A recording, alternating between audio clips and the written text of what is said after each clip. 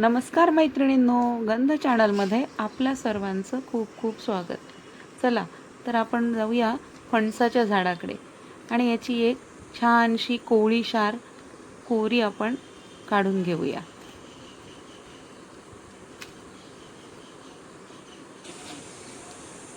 या कोरीला चीक असतो बरं का. ही कोवळी ओली आपण झाडावरची ताजी तोडल्यामुळे त्याच्यातून चीक वाहत असतो. हा चीक आपण एक झाडाचं पान घेऊन पुसून काढूया.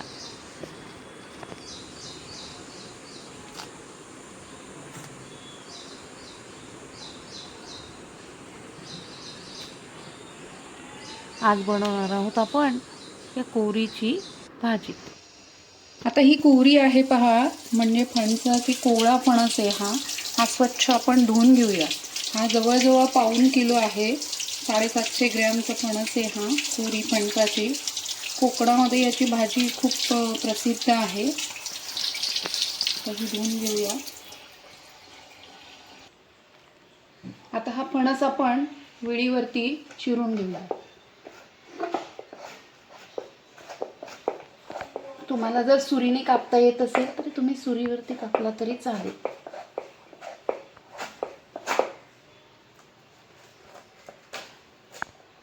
याला पहा, अशा पद्धतीने चीक असतो.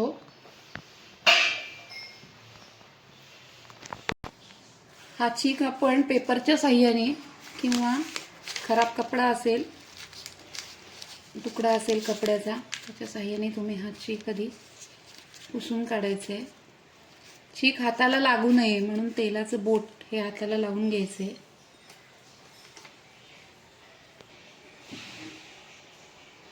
आता याचे आणखी 4 भाग करूया.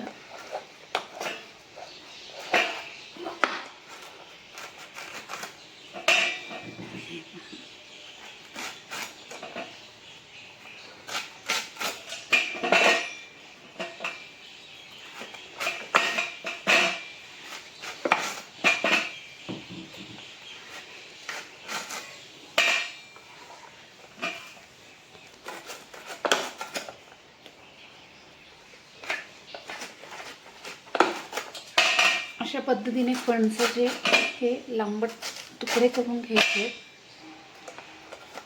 या फणसाच्या मधला जो पार्ट आहे त्याला फणसाची पाव म्हणतात. तर ही पाव आपल्या भाजीमध्ये येता कामा नये, ती आपल्याला बाजूला करून घ्यायची आहे. सालही काढायची आहे, त्याला चारखंड म्हणतात. आता मी तुम्हाला दाखवते. हे पहा, हे जे चारखंड आहे हे बाजूला करायचं आणि हे मधला पावेचा भाग आहे हाही आपण रिमूव्ह करायचं आहे.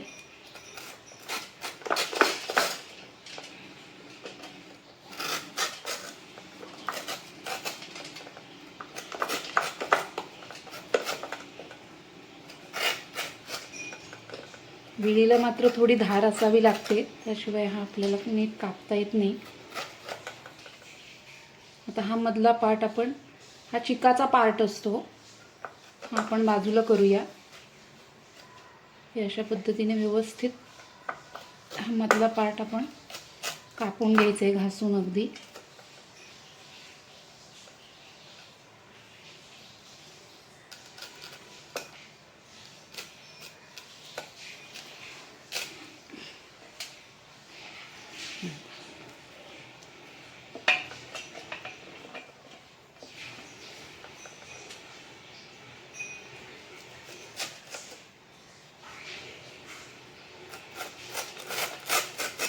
अशा सर्व फणसाचे चारखंड आणि पाव हे वेगळे करून त्याचे मीडियम साईजचे तुकडे करून घ्यायचे आहेत. अशा पद्धतीने सर्व चारखंड आणि पाव ही आपण बाजूला केलेली आहे. हा कचरा बघा केवढा झालेला आहे आणि त्यातला फणस किती निघाला आहे हा पहा. हे अशा, आणि याच्यात आपण छोटे छोटे तुकडे करून घेऊया. हे पहा, असे क्यूबसारखे तुकडे करायचे.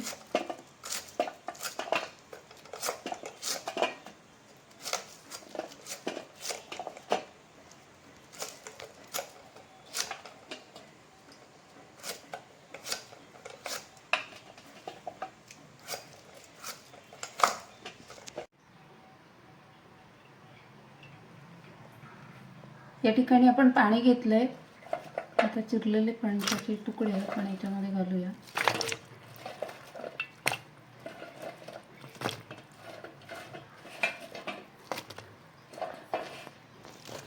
स्वच्छ धुवून घेऊ.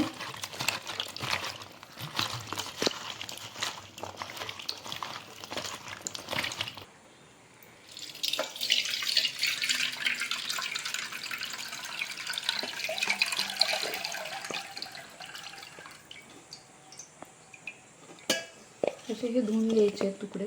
आणि तुम्ही जर टोपात शिजवणार असाल तरी चालेल. या टोपामध्ये थोडं पाणी टाकायचं इथपर्यंत आणि हे टोपात शिजवून घ्या. किंवा अन्यथा तुम्ही कुकरमध्ये करणार असाल तर कुकरच्या टोपामध्ये ओतून कुकरमध्ये पण तुम्ही शिजवू शकता.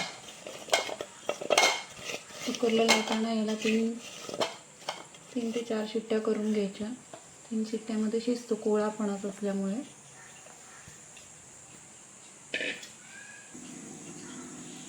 आता फणस चिरून झालाय. या ठिकाणी आपण घेतलेले 2 मीडियम थोडे मोठ्या साईजचे असे कांदे आणि 1 लसणीचा कांदा आता आपण इथे चिरून घेऊया.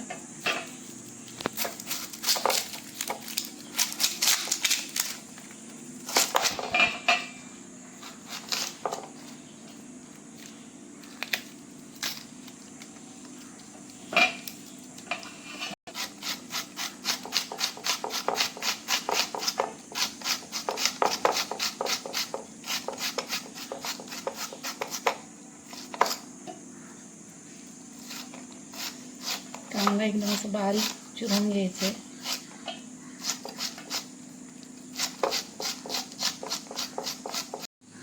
कांदा चिरून झाले 2. आता हा लसूण सोलून घेऊया.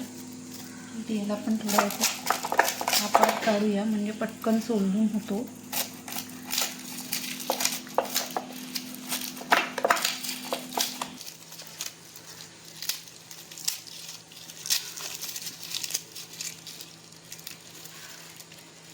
हा सोलून घेऊया आपण.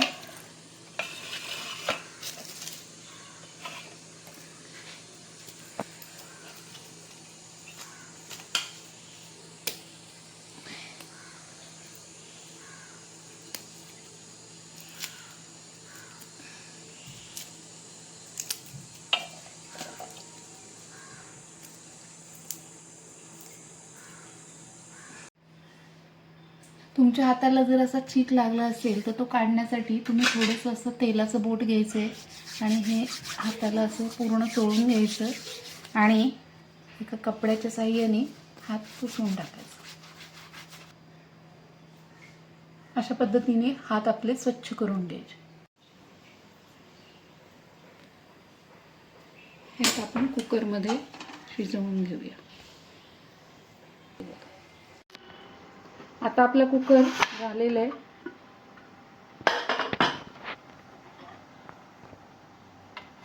हे पाहू शकता तुम्ही.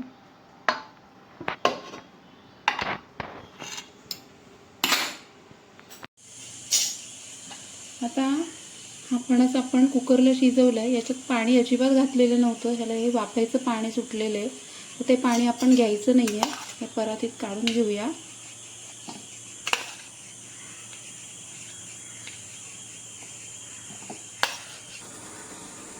आता हा फणसाची जी कुळी आहे ही आपल्याला अशा हाताच्या साहाय्याने किंवा तुमच्याकडे जर हे असेल मॅशर असेल तर थोडं मॅश करून घ्यायचं आहे.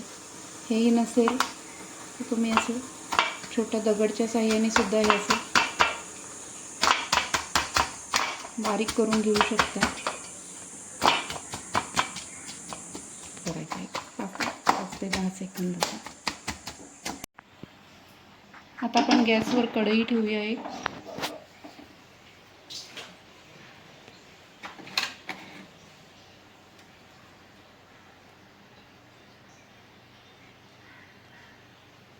यात घालू फोडणीसाठी आवश्यकतेनुसार तेल.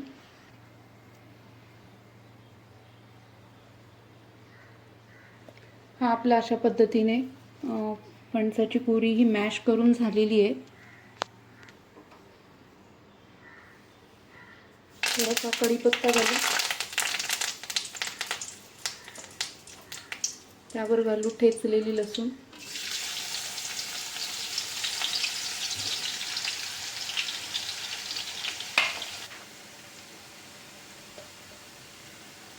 थोडंसं जिरं, अर्धा चमचा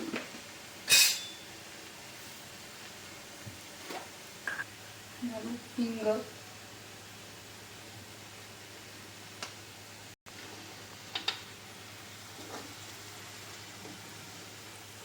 लसूण थोडासा सोनेरी झाला की यावर आता घालूया कांदा.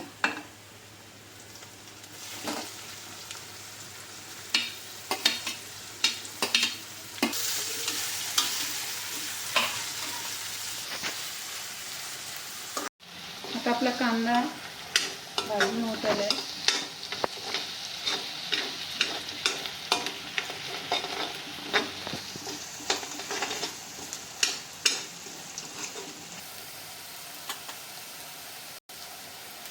घालू अर्धा चमचा हळद,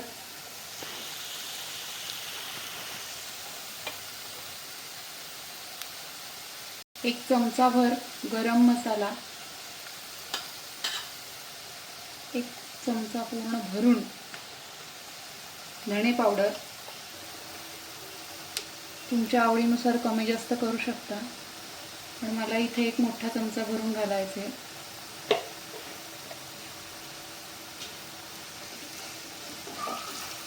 हे तिखट थोडंसं हळद मीठ मसाला हे आपण याच्यावरती परतून घेऊया.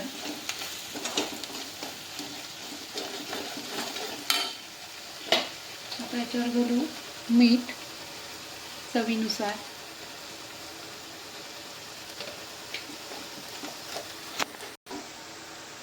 आता घालू आपली ही मॅश केलेली कोरी.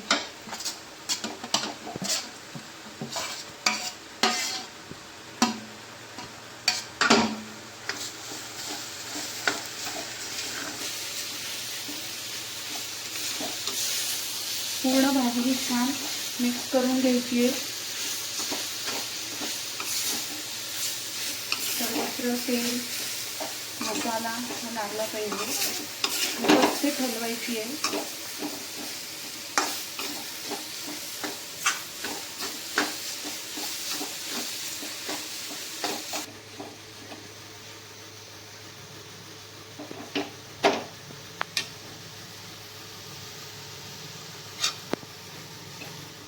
बघा किती छान मिक्स झालेली आहे. आता याच्यावर आपण झाकण ठेवूया आणि याला 10 मिनिटं मीडियम गॅसवरती वाफ आणू.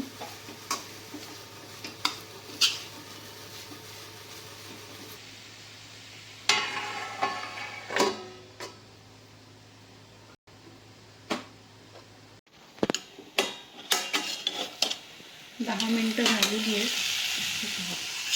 छान अशी भाजीला वाफ आलेली आहे.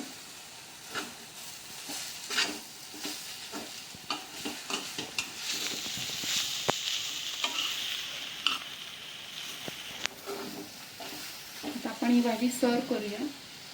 एका बाउलमध्ये काढून घेऊ.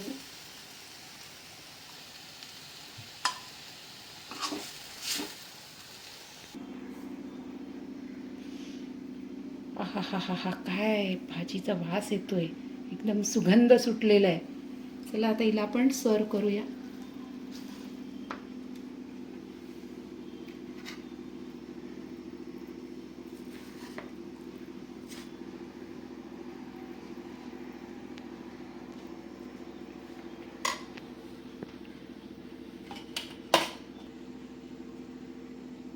थोडीशी कांदा टोमॅटो आणि दही घातलेली अशी कोशिंबीर.